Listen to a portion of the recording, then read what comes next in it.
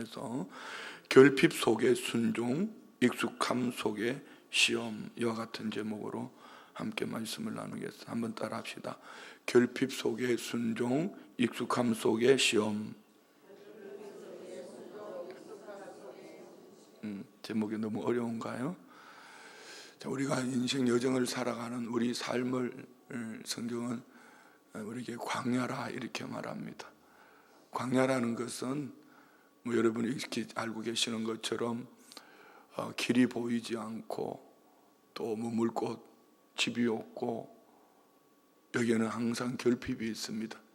그렇지만 우리가 출애굽 광야 이스라엘 백성들을 볼 때에, 이 백성들을 볼 때에 그들도 동일하게 우리와 같이 길이 없고 마실 물이 없고 먹을 양식이 없고 어디 집이 없고 정들 곳, 마음 둘 곳이 없었지만 그들 가운데 하나님께서 구름 기둥 불 기둥으로 인도하셨던 것처럼 우리 또한 인생 광야라 할지라도 우리 믿음의 사람들에게 있어서 확신하게 우리 마음속에 정립하고 살아야 될 것은 하나님이 살아계셔서 나와 함께 하셔서 때로는 결핍 속에서도 하나님은 풍성하게 해주시고 그렇잖아요.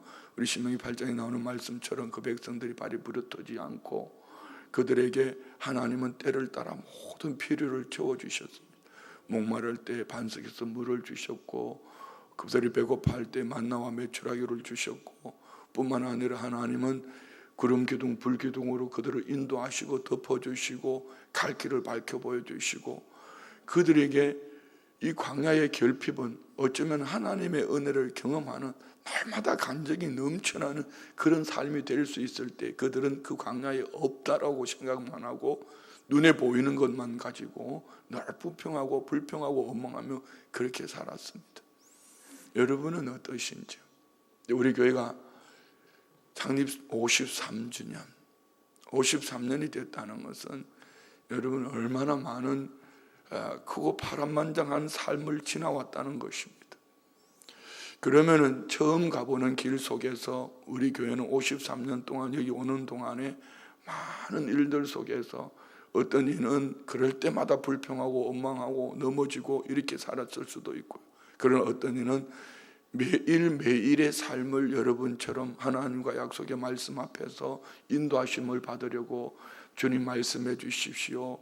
마치 소경 거지 바디메오가 주 다윗의 자손 예수여 나를 불쌍히 여기서 외쳤을 때에 겉옷을 벗어버리고 뛰어서서 하나님께 맡기고 주님께 맡기고 달려갔을 때에 주님께서 내가 내게 뭐하여 줄까 물으신 것처럼 오늘 우리 성도님들 가운데는 날마다 새로움, 그래서 올해 날마다 새로워지는 교회라는 이 비전처럼 날마다 말씀 안에서 새로움, 찬양 안에서 새로움, 기도 가운데 들려주시는 새로움, 이렇게 순종하며 나아가면서 날마다 인생에 주님과 함께 누리는 주님으로 말미암아 공급받는 이런 은혜 가운데 살아가기 때문에 인생이 참 재밌는 것이죠. 아무리 세상이 어떠하고 요동쳐도 저 사람이 아니면 우리 가정 안에 사업에 직장에 무슨 문제가 생겨도 나는 주님 앞에 엎드리면 된다. 이가 얼마나 행복한 신앙생활 하겠습니까? 할렐루야. 그런데 반면에 누군가는 내가 경험이 있다. 내가 다 한다. 내가 다 해봤고 이를 할 때는 이렇게 해야 되고 아니 교회 안에서도 그래 해봤지만 내가 세상에서 살아본 연륜이 있고 내가 다 한다. 애는 이렇게 키워야 되고 또 가정은 살림은 이렇게 살아야 되고 또 신앙생활 속에 목회는 저렇게 해야 되고 우리 목사는 설교를 이렇게 해줘야 되고 내가 다 한다. 내가 다 한다. 그럼 이제 광고를 듣지 않아요. 지난 주일날 저녁에 제가 광고를 했는데 시간까지 광고를 했는데 광고는 듣지 않아요. 그러면 자꾸 이제 듣지 않으면 나중에 어떻게 되냐면 무료해지기 시작하고 내가 다 안다 이 익숙함은 인생이 재미가 없는 겁니다. 그럼 또 새로운 것을 찾는 겁니다. 거기서 이단을 찾을 수도 있고 거기에서 뭔가 새로운 걸 찾다가 보면은 정체성이 가치관이 흔들려 버려요. 은혜 받는 청년들이 하는 얘기입니다. 청년들 때는 유튜브를 많이 보잖아요. SNS를 통해서 많은 것들을 접하잖아요. 이것을 많이 접하다 보니까 신앙 가치관에 흔들리더라는 것이죠. 그래서 모든 거 덮어놓고 나는 우리 교회가 가는 방향으로 가겠다. 우리 청년들이 그렇게 얘기하는, 너무 멋있지 않아요? 여러분 잘 한번 생각해 보세요. 물론 부족하면 채워가야 됩니다. 더 좋은 것이 있으면 만들어 가야 됩니다. 그런데 내가 알고 있는, 내가 익숙해져 있는 이 방법, 그것으로 가다가 이 결핍 속에서 주님 주시는 말씀 앞에 순종하지 않고, 결핍 속에서 주님 앞에 엎드려서 주님의 은혜를 구하지 않고 그냥 가다가, 그런 문제는 우리가 이렇게 물어볼 수도 있어요. 왜 하나님을 믿는 믿음의 사람으로서 왜 이스라엘 백성들에게 결핍을 주신 것처럼 내게도 결핍을 허락하시는가? 결핍은 하나님께서 우리의 믿음을 업그레이드 시키는, 다시 말씀드리면 하나님께서 이 결핍을 통하여서 우리를 시험하시고 합격하게 하셔서 하나님이 교회에 가신 더 좋은 것, 더 큰 것을 주시려고 하는데, 우리는 결핍 속에서 나는 어떻게 반응하는가? 진짜 믿음은요, 어디에서 나타나느냐 하면은 넘쳐날 때, 그때는 위험한 순간입니다. 넘쳐날 때는 두려움과 떨림으로 한 걸음씩 한 걸음씩 주신 은혜 속에서 어떻게 하나님 영광을 위해 살아가야 될까, 이렇게 살아가야 될 한 부분이고요. 결핍이 있을 때는 무조건 하고 하나님이 지금 내게 뭐라고 말씀하시나, 이판사판 아닙니까? 이래도 엎어지고 저래도 엎어질 것 같으면 까짓 거 뭐 죽기 아니면 까무러치기지. 주님 앞에 한번 죽어보자. 그런데 놀라운 것은 주님은 죽고자 하면 살려주시더라. 내가 살아있으면, 내 경험이 살아있어. 이게 지금 목회하면 제일 후회하는 게 이겁니다. 어제 우리 집사님 한 부모님, 아버지도 목회하시고 어머니도 목회하시는데 목사님 부부하고 식사를 하면서 저 어제 오전에 이렇게 말씀을 묵상하다가 참 우리 성도님들한테 미안하다, 미안한 생각이 들었습니다. 지난 주일 설교를 하고 제 자신을 돌아보니 제 자신 앞에서 제 자신의 삶이 우리 성도님들에게 어쩌면은 내 안에 있는 이 은혜가 옳다는 것을 가지고 어쩌면 오늘 본문에 나오는 모세처럼 이렇게 목회를 하지 않았나. 우리 성도님들도 더 부드러운 이야기, 더 편하게, 그러면서 설득력 있게 더 쉬운 길을 갈 수 있을 텐데, 어쩌면은 이러면서 말입니다, 제 인격이 보충되지 못한, 받쳐지지 못한 이것 때문에 우리 성도님들은 얼마나 힘들었을까, 뭐 이런 생각도 하면서 제가 그랬습니다. 그분은 이제 이렇게 말씀하시죠. 우리 자녀들이 순복음 춘천교회에서 이렇게 은혜스럽게 신앙생활하니 너무 감사합니다, 이렇게 말씀하시지만 제 자신은 그렇지 않았어요. 중심으로 아마 제 목회를 마칠 때는 내가 펑펑 울 것 같아요. 그런데 하루하루의 삶 속에서 살아가면서 이 결핍 속에서 부딪힐 때마다 이 문제 속에서 믿음으로 반응하기를 원하는 하나님의 은혜 앞에 믿음으로 반응하지 않고 내가 알고 있는 것, 내가 해본 것, 이것만 가지고 고집할 때 그냥 미안합니다, 은혜로 들어서요, 한 대 패주고 싶어요. 보이거든요. 그래서 늘 이렇게 말씀드리지 않습니까? 저 집은 이제 되는구나. 그때가 언제냐면요, 주님 앞에 넙죽 엎드려 있을 때입니다. 한 사람 말고 말입니다, 온 가족 모두가. 한 사람이 엎드리기 시작하면 둘이 엎드리게 되고요, 둘이 엎드리면 셋이 엎드리기 시작합니다. 아멘이죠. 그런데 어떤 가정은 주님 집은 이제 다 되었구나 싶은데 보면은 그때부터 서서히 이제 주님이 역사하시기 시작할 때 그때 익숙해져서 익숙함을 쫓아서 자기 방법으로 가려고 합니다. 너무 안타까운 거죠. 제가 어제 한 단톡에 이런 글을 올렸습니다. 인간 세상 살아가면서 정말 인간다운 모습을 보면서 마음이 힘든다고.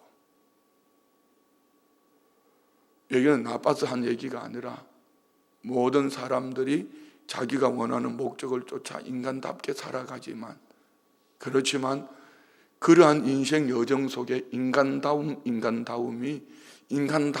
복된 삶은 나를 인하여 공동체를 돌아볼 줄 아는 삶이 될 때에, 그때 하나님께서 너는 공동체 안에서 이만한 축복 받을 자격이 있다고 맡겨주시는 거죠.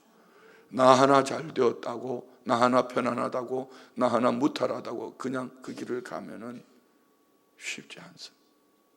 우리 한 분 집사님이 어떤 크고 작은 일들이 있었나 봅니다.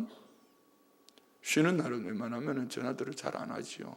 참 고마운 거는 쉬는 날 되니까 카톡이 안 오니까 너무 좋은 거예요. 그냥 평소에는 카톡이 1분 단위로, 누구하고 맨날 진동배를 놓지 않으면 막 1분 단위로 옵니다. 괜찮아요. 괜찮습니다. 한 분 집사님이 찾아오셨어요. 봉투를 내밀었습니다. 내용이 이겁니다.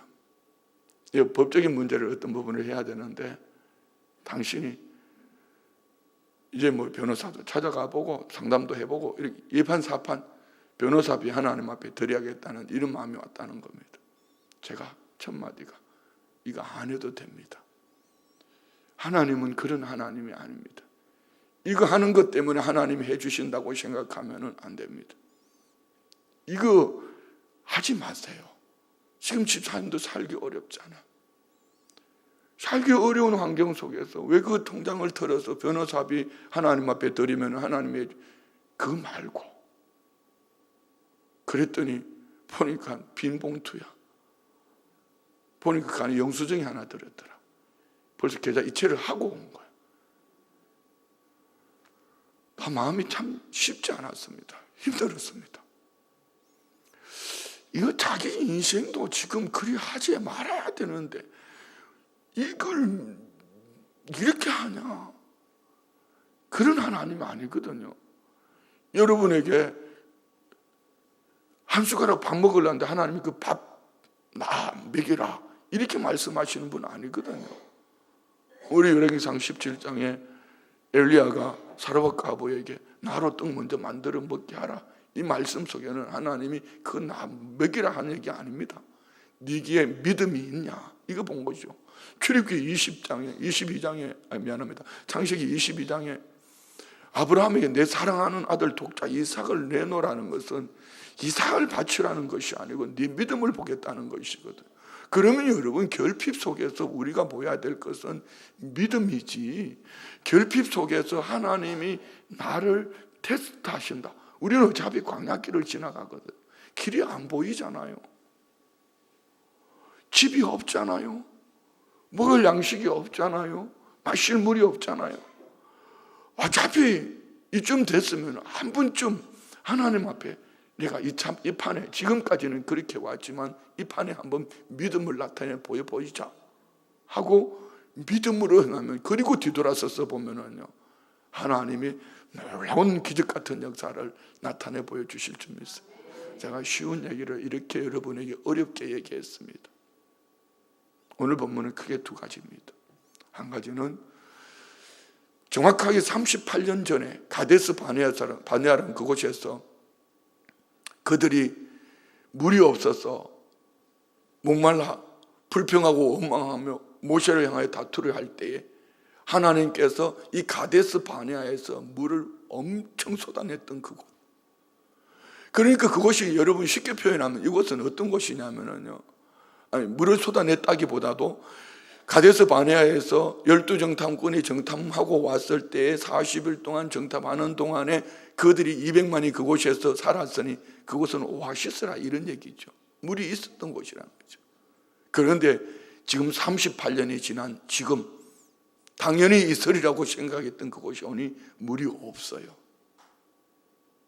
그때 하나님께서 하나님 앞에 엎드린 모세에게 하나님은 반석을 명하여 물을 내라고 말씀합니다.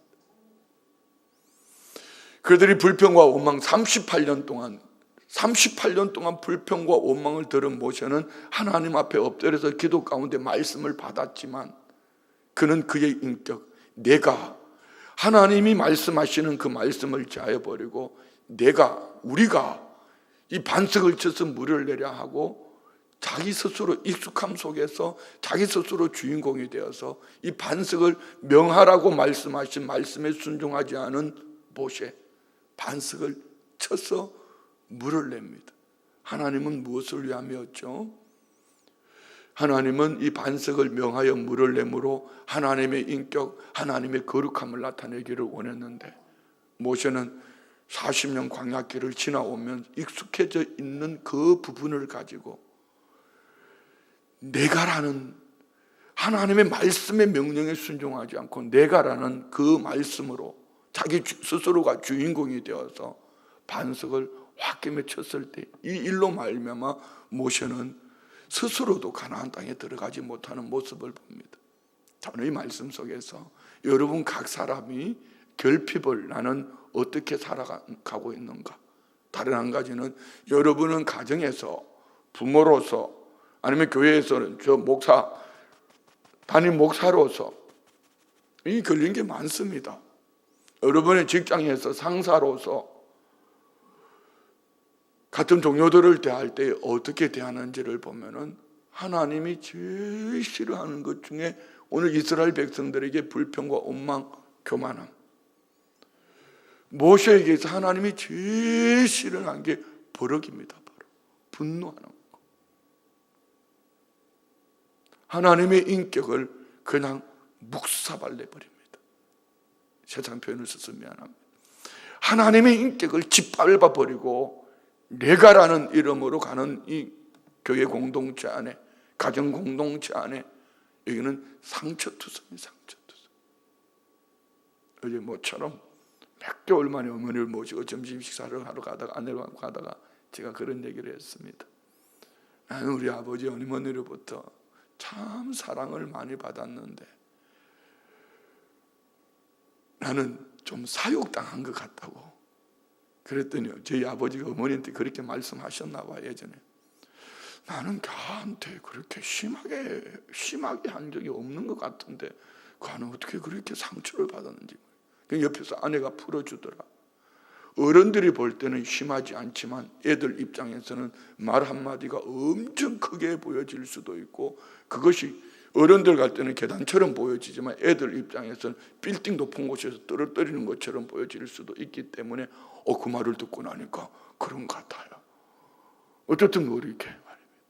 우리가 살아가면서 부모라는 그 타이틀을 가지고, 타이틀이 아니죠, 부모라는 그 자리에서, 그 위치에서 내가 원함, 나의 원함, 나의 익숙함, 너는 이렇게 해야지 돼 라고 생각하는 것.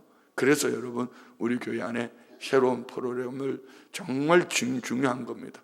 우리 자녀들 진로 상담 프로그램, 이거는 거의 99% 맞습니다. 이걸 검사를 하고 여러분 자녀들에게 테스트하는 게 있습니다. 하고 이제 우리 전문 교육을 받고 왔어요. 이제 계속 좀 하라 했더니 이제 드디어 이제 시작을 하게 되는데, 부모와 자녀들을 같이 앉혀서 이 아이에게는 이런 달란트가 있으니 거의 99% 맞습니다. 그런데 부모들은 내가 공부를 못했으니 얘는 공부를 해야 돼. 얘는 운동에 소질이 있는데 자꾸 공부를 해야 돼. 얘는 예술에 소질이 있는데 자꾸 운동을 시키려고 그래. 이는 부모의 고집이죠. 그러다가 마음에 들지 않는다고 버럭하면은 그때부터 이 상처투성이가 되는 거예요. 이것이 오늘 본문의 얘기예요. 이게 설교 끝 해도 됩니다. 자, 먼저 1절 말씀 봅시다. 첫째 달에 이스라엘 자손 곧 온 회중, 첫째 달이라는 것은 38년 방황하고 40년째 되는 첫째 달. 그러면 38년 동안 불평하고 원망했으면 좀 이제는 한 번쯤 귀를 기울일 때도 됐잖아요. 38년 동안 그들에게 가지고 있었던 것은 원망과 불평과 교만함. 여러분은 어떠신지요? 신앙생활 시작하고 지금 얼마나 변화되셨습니까? 아직까지도 그도 옛사람을 벗어버리지 못하고 여전히 익숙해져 있는, 내가 보는 것으로 말하고 듣는 것으로 말하고 느낌과 경험과 내가 알고 있는 지식으로 말하고 있다면 여러분 또한 이 자리에 있는 것하고 다를 게 없을 것입니다. 첫째 달에 이스라엘 자손 온 회중이 신광야에 이르러 백성이 가데스에 이르니, 이 가데스라는 곳이 지난 우리 민수기 13장에 보면은 이곳에서 12정탐꾼이 가나안 땅을 정탐했으니 40일 동안 여기 200만 이스라엘 백성들이 머물러 있어서 그만큼 여기는 오아시스가 있었다는 곳이죠. 그곳에서 어떤 일이 있었습니까? 미리암이 거기서 죽음에 거기 장사되니라. 그런데 2절입니다. 2절. 회중이 물이 없으므로, 이 하나님의 테스트죠. 왜 지난날 38년 전에는 이곳에서 물이 펑펑 솟아나서 200만이 마실 물이 있었는데 왜 하나님은 이 백성들을 결핍이 있는 이곳으로 이끌어 오셨느냐는 것이죠. 이제 하나님은 어쩌면 마지막 테스트일 수도 있습니다. 똑같이 반복되어지는, 주제만 다를 뿐이지 똑같이 마치 사사기처럼 말입니다. 반복되어지는 결핍, 그러면 똑같이 반응합니다. 그러면 한 번쯤이라도 좀 생각을 하고 다르게 반응해 보면 어떨까? 봅시다. 회중이 물이 없으므로 모세와 아론에게로 모여드니라. 3절. 백성이 모세와 다투어 말하여 이르되 우리 형제들이 여호와 앞에서 죽을 때 우리도 죽었더라면 좋을 뻔하였도다. 변화된 게 하나도 없습니다.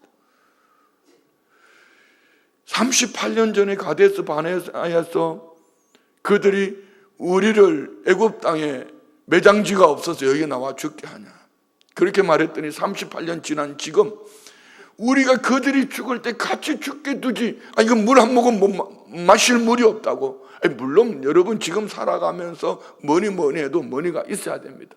그거 돈 좀 없다고 죽겠다고, 늘 돈이 없어 죽겠다, 뭘 죽겠다, 죽었어요? 돈이 없어서 죽었어요? 먹을 양식이 없어서 죽었어요? 그거 아니잖아요. 내 마음이 싫은 거지요. 그래서 그 백성들이 지금 38년 전이나 지금이나 38년 동안 똑같이 변화되지 않은 그 입의 말, 여러분 묻습니다. 여러분 입의 말이 변화가 되셨는지요? 내 입의 말은 감사로 살고 있는지 찬송으로 살고 있는지 우리 한번 해보자. 까짓 거 뭐 죽게 아니면 까무러치기 뭐 주님이 하실 거야 라고 반응하시는지요? 아니면은 똑같이 38년 동안 어쩌면 이렇게 똑같을까? 이 얘기가 남의 얘기가 아닙니다. 어쩌면 그렇게 똑같을까?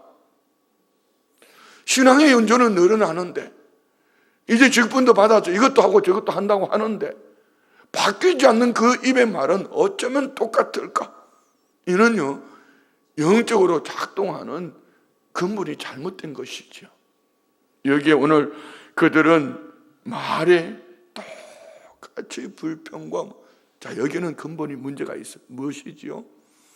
그들은 38년 동안 하나님께서 부른 구름 기둥 불 기둥으로 인도하면서 나만 바라봐라, 나만 바라봐라, 그렇게 주님은 그들을 이끌어 가시는데 그들은 뭘 봅니까? 주님을 바라보는 것이 아니라 여전히 환경을 보고 문제를 보다가 기분 나쁘니까 지도자를 향하여 돌 던집니다. 이것이 지금 우리나라의 모습입니다.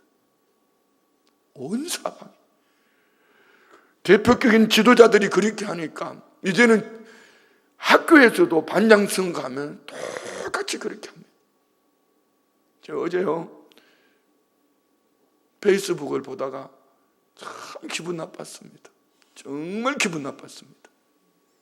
우리 춘천 강원도에는요 지도자들이 다 기독교인입니다. 도지사님, 시장님, 시의장님, 교육감님, 국회의원 다 기독교인입니다.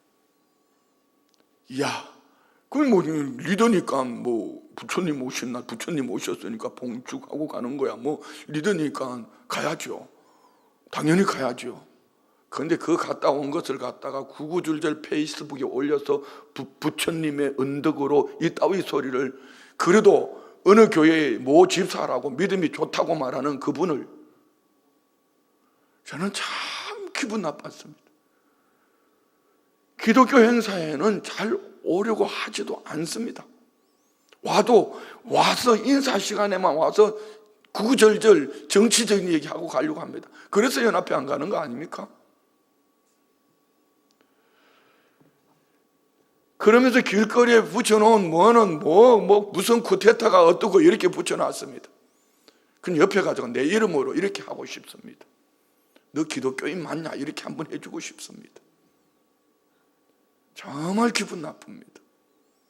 이게 얼마나 익숙해져 있으면 태어나서 평생 살아오는 날 동안 이것만 보았기 때문에 이 백성들도 마찬가지 아닙니까? 그들이 가데스 바네아에서 38년 전에 동일하게 불평하고 원망하다가 죽었단 말입니다. 그러면 그들의 모습을 보면 뭔가 깨닫고 도전이 있어야 되는데 똑같이 그 자리에 와서 똑같이 그들은 또 동일하게 불평하고 원망하면서 죽음을 얘기하고 있습니다. 자, 우리 성도님들은 살겠네를 외치기 바랍니다. 할렐루야. 우리 한번 주먹 불끈 지어볼까요? 가정아 살아나라. 세 번만 시작. 두 번째는 자녀들아 살아나라. 시작. 할렐루야. 살아날 줄 믿습니다. 그럼 자꾸 애들 나라 그러니까 요즘 막 애들 막 생기잖아요. 그럼 큰애가 위에 형이 15살인데 막 애기가 생겨버리고, 첫째 애가 9살인데 애기가 생기고, 이렇게 애기들 막 낳는 거예요. 그냥 결혼해서 안 낳는 건 당연하지만 우리는 하나만 낳을 거야 고집부리더니 막 하나님 막 주시는 거죠. 나는 감사해요. 말한 대로 되니까 너무 감사하죠. 그랬더니 또 죽을 뻔하였다. 그럼 4절 봅시다. 너희가 어찌하여 여호와의 회중을 이 광야로 인도하여 우리와 우리 짐승이 다 여기서 죽게 하는. 이들을 이끌어간 것은 하나님께서 모세를 통해서 이스라엘 백성들을 광야로 분명히 사흘 길, 11길로 올라갈 수 있는 그 길을 그들이 불평과 원망을 했기 때문에 하나님이 광야로 돌린 거거든요. 자, 여러분의 인생의 결론은 여러분이 결론 짓는 것입니다.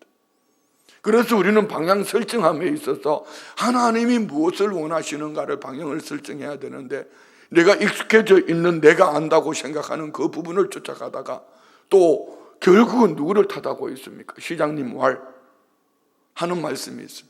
잘하면 자기들이 잘했다 그러고, 조금만 하면 민원이라는 이름을 가져와가지고 그냥 시장님 하시는 분들만 하는 말씀이 이겁니다.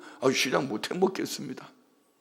이 조그만 춘천시 28만, 29만도 이런데 여러분, 우리나라가 이 5,500만이 어떻게 이 하나가 될 수 있겠냐는 거죠. 우리 교회는 그리 하지 맙시다. 좀 힘들어도 그럴 때마다 믿음으로 반응합시다. 시청에다가 막 투서하고 불이익을 당했다 이런 거 하지 말고, 이 결핍이 있을 때 우리는 하나님 앞에 엎드리는 그런 교회가 되기를 원합니다. 지금 우리 대통령 선거를 앞두고 40일 새벽에 말이면 누구는 2시에 나와서 기도하고 3시 반부터 성전을 30분 돌고 1시간 동안 부르짖고 기도하고, 그것도 빈손으로도 아닙니다. 매일 헌금을 드리면서 어쨌든 이 백성들을 잘 섬길 수 있는 리더를 세워달라고 40일 작정해서 기도하고 있거든요. 이 연휴 시간에 말이면 연휴 때 얼마나 자녀들 보러 가고 싶고 만나고 싶겠어요? 요즘은 자녀들이 오는 것이 아니라 부모님들이 찾아가야 된단 말이에요. 그럼에도 불구하고 이 작정 기도회라는 것 때문에 오도 가도 못하고 갇혀 있는데, 여러분 이거는 분명히 하나님이 하실 겁니다. 아니, 여러분이 원하는 대로 되지 않아도 이 한 가지를 보시고 하나님은 다음의 결핍 속에, 그래 내가 지난날 너 결핍 속에 기도하는 모습을 봤으니 내 인생의 결핍의 문제는 내가 해결해 줄게. 이게 하나님의 방법이에요. 5절 보세요. 너희가 어찌하여 우리를 애굽에서 나오게 하여 이 나쁜 곳으로 인도하였느냐? 이곳에는 파종할 곳이 없고 무화과도 없고 포도도 없고 석류도 없고 마실 물도 없도다. 자, 이들은 환경을 보면서 없다만 얘기해요. 자, 하박국 3장 17절 말씀 찾아주세요. 우리는 어떤 신앙이 돼야 되냐면 없다 불평하고 원망하는 것이 아니라, 따라합시다. 찌라도 우리는요 한 섬을 가지고 살아야 돼. 어떤 섬? 한번 봅시다. 하박국 3장 17절. 비록 무화과 나무가 무성하지 못하며 포도나무에 열매가 없으며 감람나무에 소출이 없으며 밭에 먹을 것이 없으며 우리의 양이 없으며 외양간에 소가 없을지라도, 이거 말이에요. 다시요. 무화과 나무가 없고 무슨 포도나무에 열매가 없고 감람나무에 소출이 없고 밭에 먹을 것이 없고 우리의 양이 없고 요양간에 소가 없을지라도 욕같이 좀 그치 보자. 우리는 찌라도의 신앙이 되기를 원합니다. 여러분은 부자예요. 한 섬을 가지고 있으니까. 찌라도라는 섬을 가지고 있으니 나는 부자다 믿으시면 아멘. 그리고 그 다음은 하나님이 하시는. 그 18절 보세요. 18절 다음 절 하박국 3장 18절입니다.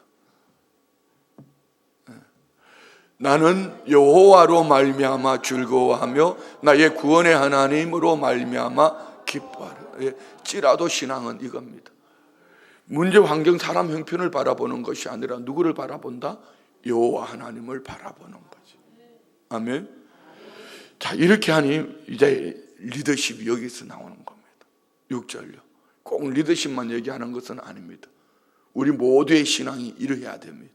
6절요. 모세와 아론이 회중 앞을 떠나 회막문에 이르러 엎드림에 여호와 영광이 그들에게 나타나. 자, 여러분 우리가 모세와 아론의 편에서 한번 생각해 봅시다. 출애굽 40년 동안 그 백성들의 불순종과 불평과 원망 이것을 그냥 날마다 보고 살아오니 모세와 아론은 얼마나 힘들었을까. 그래서 지난 주일에 우리는 모세의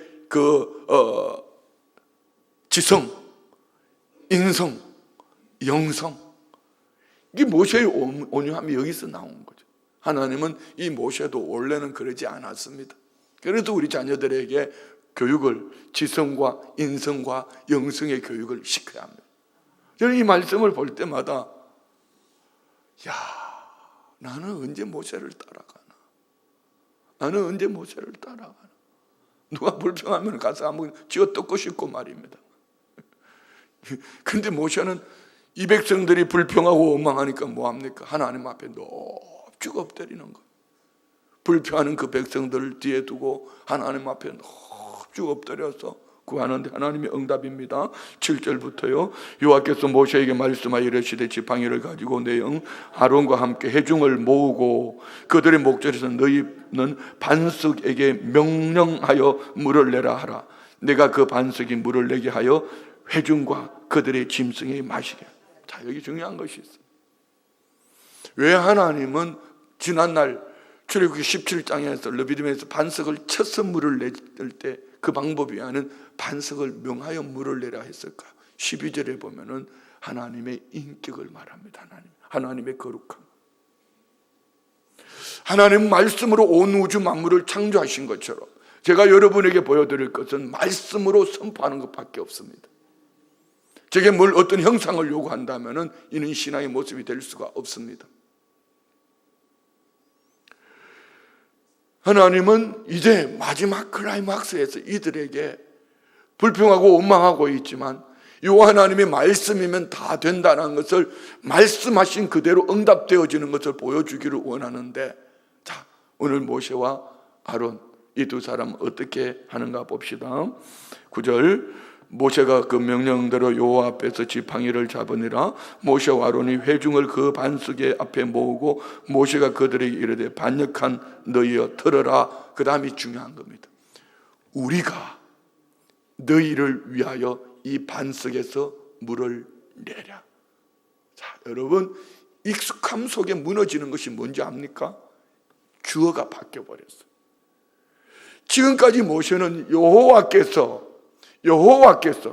하나님이라고 말했던 여호와께서 하나님이라고 말했던 모세가 익숙함, 반복되어지는 그들의 동일한 환경 속에서 모세가 외치는 것은 우리가, 아론과 내가 이야기 아닙니까? 여러분, 내가 하는 그 순간 그것이 가나안의 축복을 가로막는다는 것을 생각하십시오. 여러분이 아무리 익숙해져 있는 것이 있어도 우리가 행해야 될 것은 익숙함 속에서 하나님 앞에 엎드려서 주시는 말씀 앞에 믿음으로 반응합시다. 이것을 우리에게 말씀하는 거예요. 익숙하면 곧바로 내가 나옵니다. 익숙하면 곧바로 불평과 원망이 나옵니다. 익숙하면 곧바로 분노가 일어납니다. 여러분 회의할 때 왜 분노한지 아십니까? 내가 익숙한 것 때문입니다. 회의할 때 정말 금식하고 기도하고 회의하면은 절대로 이런 일이 없습니다. 하나님의 말씀 앞에, 정말 말도 안 되는 얘기 앞에 하나님의 축복받은 사람, 대표적인 사람이 베드로 아닙니까? 누가복음 7장에 밤새도록 고기를 잡았습니다. 한 마리도 잡지 못했어요. 새벽에 피곤하여 지친 몸으로 그물을 깃고 있을 때에 예수님 그 배를 빌려 말씀을 선포하시고 베드로에게 깊은 곳에 가서 그물을 내리라. 근데 그 말씀하시는 분이 누구죠? 어부의 베테랑도 아니고 목수입니다. 목수. 베드로는 뭐라고 말하지요? 밤이 맞도록 고기를 잡았지만 잡은 것이 없지만 말씀에 의지하여 그물을 내리라. 다 같이 시작. 예, 오늘 여러분 이게 얼마나 큰 축복인지 몰라요. 그래서 여러분 말씀을 읽어야 되고 설교를 들어야 돼요. 설교 시간에 자꾸 입신하려고 하는 그분은 저는 신뢰하지 않습니다. 왠지 아십니까? 말씀이 안 들린다는 것은, 아무리 말씀을 읽어도 말씀이 들리지 않는다는 것은, 그는 읽어도 글은 읽을 수 있지만, 그러나 여러분 그리함에도 불구하고 계속 말씀을 읽어서 내 안에 매여 있는 것, 막혀 있는 것이 무엇이니 뚫고 나가야지 말씀이 들리고. 할렐루야. 새신자도 초신자도 말씀이 들려서 눈물을 펑펑 쏟고, 지난주에 여러분 나는 당황이 됐어요. 그 설교를 듣고 막 엉엉 울면서 나가는 거. 뭐죠? 말씀이 들렸다는 얘기 아닙니까? 한두 사람이 아니요. 할매 한 분은 막 얼마나 우시든지 제가 안아드렸어. 할매도 아니지, 누나지, 누나. 자, 여러분 말씀이 들리는 은혜가 있기를 원합니다. 우리가 말씀에 의지하여 그물을 내립시다. 그런데 오늘 모세편에서 보면은 우리가라고 말하는 익숙함, 여러분이 내가라고 말하는 익숙함, 그리할 때마다 우리는 두려움과 떨림으로 하나님이 뭐라고 말씀하시는지 이게 귀를 기울일 수 있는 은혜가 있기를 원합니다. 그래서 우리가 너희를 위하여 이 반석에서 물을 내려 하고 11절에요, 모세가 그의 손을 들어 그의 지팡이로 반석을 2번 치니 물이 많이 솟아나므로 회중과 그들의 짐승. 하나님은 그럼에도 불구하고 그들에게 물을 주셨다. 그런데 그 다음에 주님 말씀이 심각한 거죠. 12절 봅시다. 여호와께서 모세와 아론에게 이르시되 너희가 나를 믿지 아니하고 40년 이스라엘 백성들을 이끌어온 이 모든 삶은 꽝이었습니다. 너희가 나를 믿지 아니하고 이스라엘 자손의 목전에서 내 거룩함, 하나님의 인격을 나타내지 아니하고 말씀하신 대로 되어지는 하나님의 인격을 나타내지 아니하고 너희가 이 회중을 내가 그들에게 준 땅으로 인도하여 드리지 못하리라. 버럭 한번 홧김에 버럭한 것, 익숙한 것, 내 경험으로 내친 것, 이것이 하나님은 모세가 가나안 땅에 들어가지 못하는 한 부분이었다는 것이죠. 자, 13절요. 이스라엘 자손이 여호와 다투었으므로 이를 머리방물이라 하니라. 여호와께서 그들 중에서 그 거룩함을 나타내. 그러나 하나님은 그 가운데에도 하나님의 거룩함을 나타내셨다. 하나님이 하나님 되심을 나타내 보여주셨다. 여기는 우리가 결핍 앞에 불순종을 하든지 화를 내든지 하나님은 하나님이 하실 일을 하신다는 것. 자, 이 말씀을 가지고 3가지 질문을 던집니다. 나는 결핍의 순간에 어떻게 반응하는가? 우리 하나님 앞에 엎드립시다. 결핍이라고 문제라고 여겨질 때는 입을 다물어요. 입을 여는 순간 그 입의 말대로 내 삶이 바뀌어갑니다. 부족하다, 결핍이 있다, 안 된다, 힘들다, 피곤하다, 지친다 할 때일수록 입을 다물어야 합니다. 그냥 애써서 입을 다물어야 합니다. 입을 그냥 이르락 물고 입을 다물어야 합니다. 이르락 물고. 2번째, 시험의 순간에 내 감정은 나를 어디로 이끌고 가고 있는가? 문제를 보는가? 하나님을 바라보는가? 불평과 원망을 하는 그들을 보는가? 주님을 바라보. 제가 이 시험에 걸리는 거죠. 3번째는 익숙한 신앙생활 속에서 나는 하나님의 새로움, 익숙함 속에서 하나님의 새로움. 여러분의 신앙의 연조가 있다는 것은 익숙함 아닙니까? 익숙할수록 하나님의 새로움을 들으려고 몸부림을 쳐야 됩니다. 그래서 난 감사한 것이 이겁니다. 어제는 감사의 조건을 적다가 보니까 너무 많은 거야. 26가지 적다가 너무 많아서 못 적겠다고 그냥 그걸로 그냥 끝냈습니다. 감사의 조건이 어쩌면 그렇게 많죠. 우리 교회 안에, 우리 성도님들 안에 여러분 때문에 제가 감사할 것이 너무 많더라.